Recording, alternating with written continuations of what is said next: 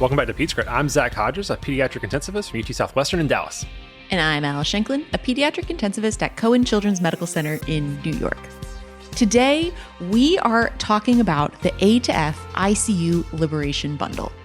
This is part one of a two-part series, and we're going to start with really the first half of that bundle.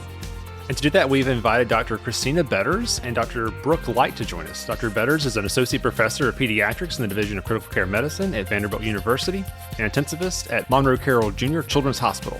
Dr. Betters' research interests are focused on early mobility, rehabilitation of the ICU patient, sedation, and delirium in critically ill children. She was an author of the 2022 SCCM PANDEM guidelines. Yes. And joining her, we've got Dr. Brooke Light. Brooke is a pediatric resident physician at Prisma Health in Greenville, South Carolina. Prior to residency, she completed her MD at the Medical University of South Carolina. She is obviously an inspiring pediatric intensivist, and we are so happy she reached out to coordinate this episode. Yes, let's jump right into part one of our conversation with Dr. Betters and Dr. Light.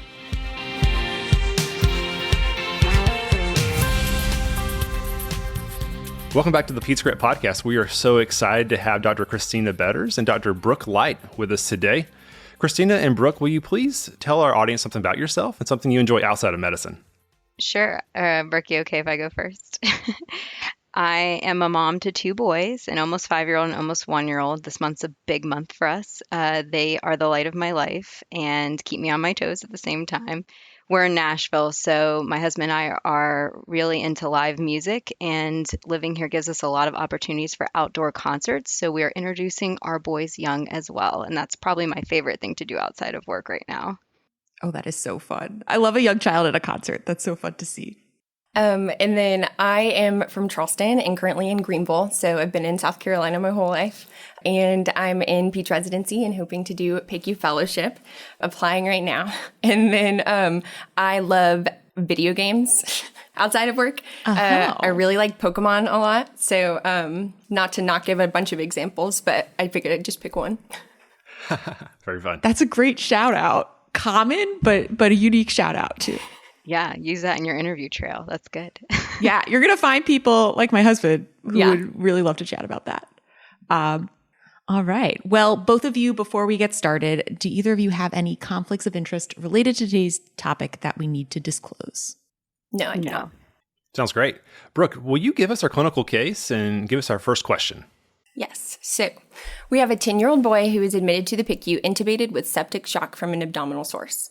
Source control is achieved in the OR. He was deeply sedated and paralyzed immediately post-op. It is now hospital day 4, and his vasoactive and FiO2 requirements have begun to improve. At this point in his ICU stay, much of the conversation during rounds is shifting to lightening sedation, weaning the vent, and ICU liberation. What exactly is ICU liberation, and why is this so important? Are you ready for me to roll right now? I'm so ready. Yeah, let's do it. My favorite topic. So the concept of ICU liberation really is a bundle of care to bring evidence-based practice to patients to mitigate the negative consequences of an ICU stay. And it started really, Wes Ely was the godfather. He's here at Vanderbilt on the adult side, and he's as amazing as he seems if you've ever seen him speak. He's wonderful. But there were many of the elements of the ICU liberation bundle that there was mostly adult evidence for, and they came up with the concept of combining these bundle elements and studied it through a collaborative through the Society of Critical Care Medicine. That did include some pediatric groups too, but was mostly adult hospitals, all different types of ICUs, where they studied the ICU liberation bundle. Yeah. And as I understand it, as you mentioned, it started from adult medicine, but there's some pediatric studies as well. Is that right? Yes. And I think the pediatric evidence is building. The collaborative actually recently published the original pediatric collaborative data from the very start that came out last year in PCCM. But, all the bundle elements, some of them are more difficult to study in children are coming along, and there's more evidence being published. And I think in pediatrics, F is that's our jam, for lack of a better term. We do F really well. And so we just maybe haven't published the evidence behind it. But I think anybody who trained in pediatrics knows that we are family-centered, and that's how we always provide care to our patients. Yes, of course. Before we do a deep dive in each of the components, maybe broadly speaking, what is actually included, or what are the components of the liberation bundle? Yeah, so it's also called the A through F bundle, and I think that helps you to remember. There's been some talk about adding a G for good sleep, but we're still waiting for a little bit stronger evidence of that. But it's kind of over the years become the A through F bundle. So A is for assess, prevent, and manage pain. B is for both SATs and SBTs, but this is the one part of the bundle that varies in children because we don't recommend spontaneous awakening trials, which hopefully we'll touch on later. C is for choice of analgesia and sedation. D is for delirium, assess, prevent, and manage. E is for early mobility and exercise, which is my love and how I got into this work initially as a fellow. And then F is for family engagement and empowerment. Nice. So much for us to unpack. Alice, do you want to give us our next question? We're actually going to skip B and do A and C first. Yeah. So we've got A, assess, prevent, and manage pain, and C, choice of analgesia and sedation. We've given you the case of an intubated child. What are the best practices in assessing pain in an intubated child? I think it's important to mention the PANDEM guidelines since we're talking about this. And I think sometimes people get confused about the guidelines and ICU Liberation bundle, but really the bundle is a framework to implement the PADIS guidelines or the PANDEM guidelines. The PADIS were the adult ones, the PANDEM guidelines are the pediatric ones. So if you look at the PANDEM guidelines, the mainstay for pain treatment is opioids in children. There is some decent data, though, to use medications like NSAIDs and acetaminophen as well for kind of a synergistic effect whenever you're talking about pharmacologic treatment of pain. And, in pediatrics, we have the pleasure and the challenge of taking care of kids from their first day of life all the way to 21 years and above. And assessing pain can be so challenging. You think about the toddler versus the adolescent versus the infant. Do you have any best practices or suggestions for how we can assess pain in these intubated patients?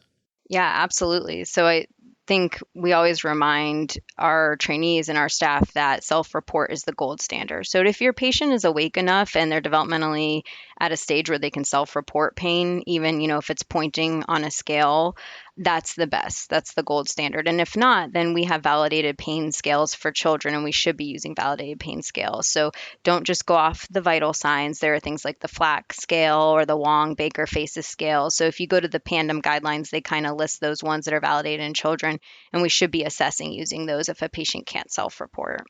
Yes. So, what would be your general choice for analgesia and sedation for a patient like this who is intubated and has significant pain from abdominal surgery? Yeah, so I think back to, opioids, we often use perioperative acetaminophen, NSAIDs if the surgery team is okay with that. But, again, opioids should be your first line. And then, well, I think you're going to get to it, but sometimes for refractory pain, if we're thinking that it may be helpful, especially with neurologic surgeries, gabapentin and medications like that can really help as well. I think something that we wanted to get to here is what is the best practice surrounding sedation? So we talked a lot about managing pain, and it certainly is so important, but it's so easy to put a Versed infusion on for this patient and keep them calm and comfortable, or at least appear to be comfortable. What would be some adjuncts if you feel like your opioid infusion is not giving you enough sedation in addition to your analgesia? Yeah, I'm glad you brought that up. I think this concept of analgo sedation really is analgesia first, then sedation. So we always want to treat pain first, and then we talk about sedation. We want to make sure our patients aren't leaving with PTSD because we didn't adequately treat their pain. But, for most children with devices in place, especially younger children, you're going to need sedation as well on top of that. And so the PANDEM guidelines unpacked a lot of the evidence behind sedation, and dexmedetomidine and alpha agonists came out with a pretty high recommendation, especially in certain populations like cardiac patients.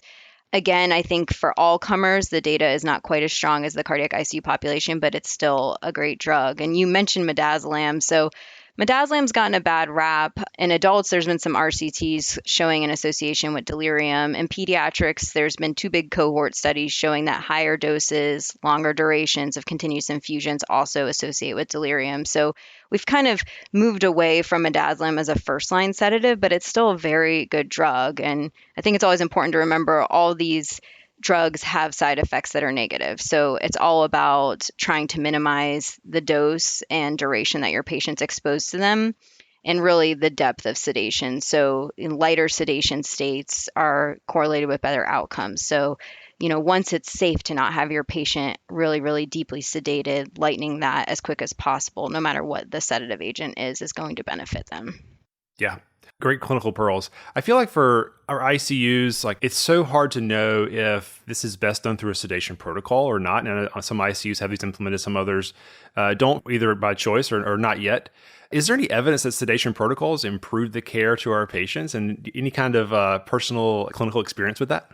Yeah, it's a great question. So when I was a trainee, the Restore study came out, Martha Curley's big RCT looking at sedation protocols. And unfortunately, we didn't see the benefit as far as patient outcomes that we were hoping to see. Now, this was a long time ago. I think dexmedetomidine wasn't uniformly being used for sedation. Midazolam was still being used very much. And some things have changed, I think, in ICU practice in general. Also, there was some question about, the control group had really low mortality rates, and were those patients receiving a very high level of care. Since then, there's been smaller studies showing improved patient outcomes with sedation protocols. And so the PANDEM guidelines do recommend that, I think, on a lower level of evidence to use a sedation protocol. I think if you work in a medium to large size ICU, you understand, because having to change orders every single time your patient needs a change in their medication is very difficult. So in bigger units, and I think especially in units where there aren't trainees, it's very, very difficult. And giving the nurses some safety net that they can give sedation boluses or change their drips is important for patient safety and patient care. I think the other side I'll say to it is, in the PANDEM guidelines, we talk a lot about using a validated sedation scale, and having a protocol helps operationalize that. And you got to be able to speak the same language as your bedside nurse who's providing sedation. And the only way to do that is to have a scale to say, our goal for this patient is to be a RASS -2. Where are you at? And then them report back to you. So without a sedation scale, it's very difficult to communicate what's going on between multidisciplinary providers of patients. Yeah, it's really clear to see how having that protocol can empower your nurses to take the best care of the patient.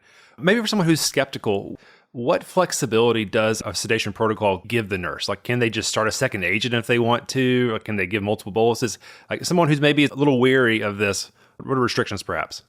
Yeah, and I think it depends on, if you're following the Joint Commission protocol definition, there's a lot of regulations. And so you may call it a protocol, but there is a way to have really clear delineation of escalation of sedation in your orders that are based on your patient's sedation level. So, for instance, here we use the RASS scale.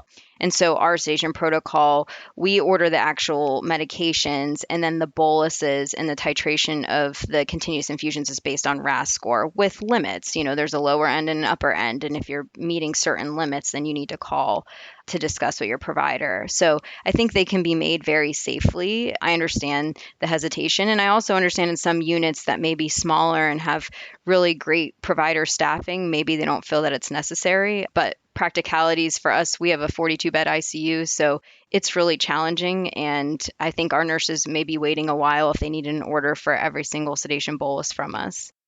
Oh, absolutely. Can I ask what your upper and lower limits are, or really the upper limits? Sure. So for here, our sedation protocol, we have, and we mirrored this from other centers when we redid it. So I'm not taking the credit for this, but we have two arms. We have less than 48-hour expected mechanical ventilation and then a greater than 48-hour expected mechanical ventilation. And so in the lower arm, for instance, a patient who maybe had status epilepticus and got intubated in the ER, you're going to bring them up to the ICU and you expect that their lungs aren't sick. They're going to probably get off the ventilator soon. That protocol for us is a dexmedetomidine infusion, and we have a range from 0 to 2 mics per kilo per hour. And then we have PRN hydromorphone for pain or additional sedation needs. And then our greater than 48-hour expected mechanical ventilation arm is fentanyl and dexmedetomidine. And for the fentanyl, we max at 5 mics per kilo per hour for our fentanyl. And for both of those arms, we do have contraindications to dexmedetomidine. So patients who may be too bradycardic or have heart block, we all know that there's, a handful of patients who just don't do well with alpha agonists. And so in that situation, we would convert over to midazolam as the sedative infusion. Nice. And that must have been a lot of work to get it to the point where the nurses don't need an order to increase per protocol in the EMR. Yeah, I think when we redid this in 2018 or 2019, a few years after I had come here, and meeting with the accreditation and standards folks here, which are like the people at Vanderbilt that helped me stay in line with Joint Commission. When we were creating the EPIC protocol, it was so much text in the orders. And I was like, this is so hard to read. And the order set is huge, but all of those things are so that everything's built in. And so really the nurse has clear guidelines of what they're escalating and what bolus they're giving next. So it is complicated. I phoned a lot of friends, got help from other ICU providers across the country with their sedation protocols. So that's the joy of the PICU world. We're not that big, and you can always call people, and most people are very willing to share what they're doing to help you. Oh, absolutely. Can I ask, the Precedex and fentanyl, I feel like normally Precedex is the first line, so like you work that up to a certain point before you increase your fentanyl or your frequency of the fentanyl boluses more often. If they have the contraindication to Precedex, do you have the fentanyl become first line for your increasing and then have Versed second line because of the bad rap that Versed gets, or what do you do? So the way our protocol starts for that greater than 48-hour arm, like, these are kids with sick lungs, they're going to be on the vent. We start the Precedex and the fentanyl at the same time, and then we alternate boluses and alternate going up on infusion. So we're redoing ours a little bit right now. It's stuck in IT land where a nurse is going to do a pain score and a sedation score at the same time. And so if a pain score is high, it's going to go to the opioid bolus. And if the pain score is low, but the sedation score is high, then it's going to go towards the Precedex. And now, Precedex has some pain control. There's substance P inhibition in the spinal cord that's supposed to help with pain. But again, it's not our first line for pain.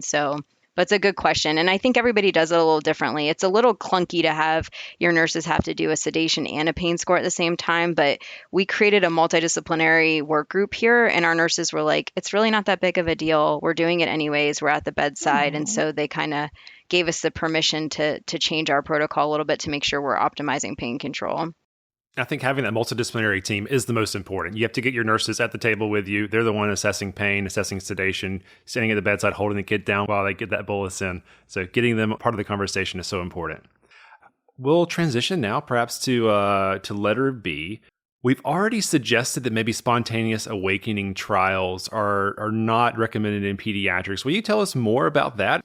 Yeah, absolutely. So when the PANDEM guidelines group actually went and reviewed, and I wasn't in that cohort, the B cohort, but when they went and reviewed the literature, there actually was some evidence in pediatric studies that spontaneous awakening trials had led to worse patient outcomes as far as removal of devices.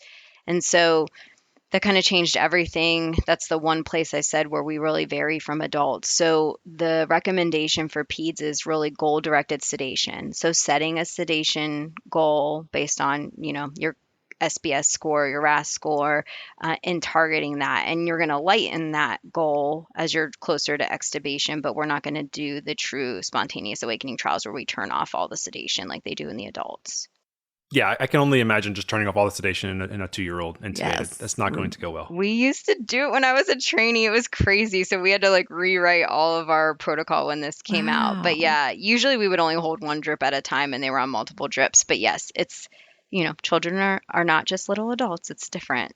Do you think also that this is sort of paralleled the lightening of your general sedation goals? So maybe if you have someone more deeply sedated and something like fentanyl, you should hold that drip. They need to clear it. But if they are awake and calm, then you'll just titrate, right? Yeah. And I think reminding people, you can extubate your patient on drips if they're awake and calm and, breathing. And I think everybody feels a little uncomfortable about that. But the longer you do ICU, you realize it's not about the actual dose I'm delivering my patient. It's the effect that it's having on them and actually looking at your patient and making decisions based on them. So that's an excellent point. Was there any part of the letter B in the bundle that addressed paralytic holidays? Because I kind of lumped that in my mind under this sedation holiday or spontaneous awakening trial. Is there any data about that? So in ICU liberation, that kind of goes more under C, but in the PANDEM guidelines, there was a lot of focus on neuromuscular blocking agents. And I think in pediatrics, that's an area where we really we need to study more and we need more data. How do we monitor to make sure our pain and sedation is adequately controlled while patients are on neuromuscular blocking agents? So the PANDEM guidelines really, they came out and said we recommend using train of 4 monitoring, potentially EEG. And again, there's just not great data. When we went to review all the literature, there's really not great pediatric studies, but at least it came out in really minimizing neuromuscular blocking agents as far as continuous infusions, as much as possible, because we know it leads to neuromuscular weakness. But it's an area in peds that we are really, really lacking data. Yeah. Can you speak more to the current landscape in terms of train of 4 monitoring? Yeah, no, it's great. We just did a standard operating procedure here, SOP, a little over a year ago, and we're going to study the effects as far as if we reduced neuromuscular blocking agent dose using a train of 4 monitoring protocol. So, a train of 4 is when it's a little box that they use in the anesthesia realm, but it's really to see how many of your receptors are blocked when you're on neuromuscular blocking agents. And when you're in the operating room, your goal is for your patient to be, completely blocked. So 0 out of 4 twitches. So you push a button, it runs a current, and you can watch twitching, whether you do it on your face or your ulnar nerve is usually what we use in the ICU. But in the ICU, when we're using neuromuscular blocking agents, we know, unfortunately, we will always need these drugs. We really try and minimize them. But for a patient who has really severe ARDS, who has really poor lung compliance, you might need to use it. For a patient who has a TBI with refractory ICPs, you may need to use it. For a patient who had a very complicated airway reconstruction surgery, you may need to use it. And so there are times when we do use it, but our goals for the train of 4 are a little different than in the operating room. So here we kind of aim for 2 out of 4 twitches to know that we're not completely blocking every single receptor. And so we institute a protocol here where there's a frequency to the train of 4 monitoring. So we're doing every 4 hours, but if you're making changes in your neuromuscular blocking infusion, then you're going to go Q1 until you kind of get to a steady state and then space it back out. And so again, there's not great literature. When we were doing this, I emailed all the PANDEM group authors and I was like, can anybody send me anything you have as far as protocols? So it's another area we probably need to catch up a little bit to what the adults are doing. And we use some adult protocols to help us when we were forming ours here. Oh, nice. So what are those things to watch? Because it sounds like it genuinely could go either way in terms of pediatric practice. Yeah, and I think some people have the ability to put EEGs on their patients and people read them to say what's their depth of sedation underneath neuromuscular blocking agents as well. We don't have enough EEGs here or the staff to read those on all of our patients. The other thing is some people like BIS monitors, which again is a little monitor you can put to monitor brain activity, but certain drugs like ketamine can make your BIS number go higher. And so you may be sedating them well, but your BIS may be higher. And so you talked about multidisciplinary work, but my pharmacist here had practiced somewhere before where they use BIS monitoring for all their patients, and she said it was fraught with issues as well. So the truth is we probably need some special new type of monitor made for children, in the future that would help us take care of these kids who unfortunately need continuous neuromuscular blocking agents as part of their clinical care. Yes. So what are best practices in implementing spontaneous breathing trials? That's a great question. And if you notice, the PANDEM guidelines don't go as much into the B, but what I want to point out is my good friend Samra actually published, he's the first author on the International Clinical Practice Guidelines for Pediatric Ventilator Liberation.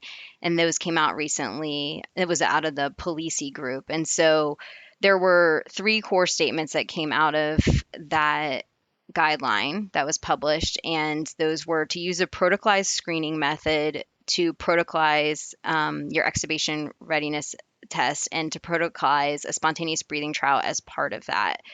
So I think the take home is that when we aren't doing this in a protocolized manner, we're probably missing a lot of children who could benefit and are ready to go ahead and do an SBT. And so it's challenging to roll that out. It's a lot of work, but I think creating something, a framework that exists in your ICU that's, happening regardless of how busy you are. And for us here, we're just starting an ERT protocol here, and it's driven by our RTs, which I think is the case in a lot of pediatric ICUs. It's an RT-driven process. Will you tell us more about what time of day to get this done? Because when you start thinking about delivering care to patients, it might have more staffing available to do it in the early morning hours, preparing for the day. But sometimes when I'm rounding, what an ERT result was at 2 a.m. doesn't necessarily mean at 9 a.m. or 10 a.m. that patient is going to be in the same condition. Yeah, I think this is very, very challenging. We have the same conversations here, and you're also like, at 4 a.m., should I be making my patient do an SBT or should they be sleeping? And so I think you bring up good points. Is also after shift change, attending comes on during the day and they're like, well, I want to do another one because I didn't see what happened with the one overnight. And so that happens as well. It's challenging for us. We are going with the workflow that is going to help us implement it here. And I think that's really important with everything ICU liberation. All of these things are really challenging, and there's lots of different groups that have to come together to make this actually reach the patient. And so we met with our RT group, and they want to do ours overnight. So as much as we as the attendings were hoping for something during the day, I want it to happen. And I think for their workflow, that was when they could do it. So we'll see. It'll be a constant reevaluation. All this work is, true QI, where you're assessing how things are going and looking back. But I think you're right. There are definitely benefits to doing it during day shift if you can. Oh, absolutely. You're reminding me of in fellowship when I really wanted to extubate a patient and would come in and go right to that room so I could catch them before the nurses went home for the night, and be like, are they still in it? How'd they do? Yeah. Well, and that's documentation's a huge part of this, right? Because you come in and the attendings sign out and they're like, oh, I was told this patient passed their SBT. And then the fellow's like, well, I was told in my sign out they didn't. And then the RT and nurse were told two different things. And so one of the things we're working on with ours is creating documentation framework for the RT documentation, where there's like a drop down list of, patient passed, patient failed, and then why did they fail? And so instead of making them free text why the patient failed, there's like a set defined list where they can quickly click a button to say they failed because their tidal volumes weren't good enough, or they failed because they became super tachypnic, and kind of setting that framework so that we all have the information we need to make the best decision on day shift when we come in. Oh, absolutely. Especially the standardized. Are there set links to the SBTs? Like, I feel like sometimes it'll just be like, oh, just put them in CPAP pressure support. And then whenever we get to them, we extubate later that day if they stay in it. Or it'll be 4 hours in specific. So I just don't know. Yes, I think that's a great question. I don't think we know the answer. So the vent lib guidelines for pediatrics are very interesting. They get into those were the 3 core recommendations, but then they delve into all the literature later on. And I think the truth is we don't know the ideal length of an SBT, especially in children. There are some people that will say, you don't want to leave them in CPAP pressure support indefinitely because they'll de-recruit. And then there's other people that will say, well, if they have neuromuscular weakness, you should leave them in one for 24 hours. And so one of my fellows actually was interested in doing a journal club on this recently. And we went to the literature and I was like, well, there's not great literature. So here, this is it's a good topic, but I don't have anything for you to present in journal club. So I think it's dependent on the center. Like here, we usually do 30 to 60 minutes for the vast majority of patients. But like you said, there are some children that were like, oh, we're really worried they're going to fail. We're going to do an extended SBT for them. Brooke, I feel like that's also a way to get to know different people's clinical styles, is to watch the way to do this, because it is, variable. We're like doing the Vent Lab for Kids stuff. Do y'all know what I'm talking about? Yes, we're doing it too. Yes. So, and I was helping with putting the forms into REDCap, and I started being able to tell what attending was on when that kid was extubated, just based off how the trial went, or if there wasn't one. Oh, that's great. Fun. That's fun. I didn't know you guys were doing it, so it's a ton of work. I need somebody to help me here put in data. I'm always behind, but I don't know if you guys are doing it as well. But this collaborative VentLib for Kids, really their goal is to try and answer some of these questions. And it's led by Jeremy Loberger at UAB and Sammer, who I already told you published that guideline. And so they're an amazing crew, and hopefully some of the areas where we don't have good pediatric information will come out of this collaborative.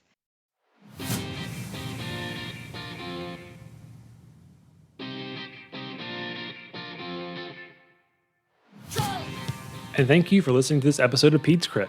Please remember that all content during this episode is intended for informational and educational purposes only.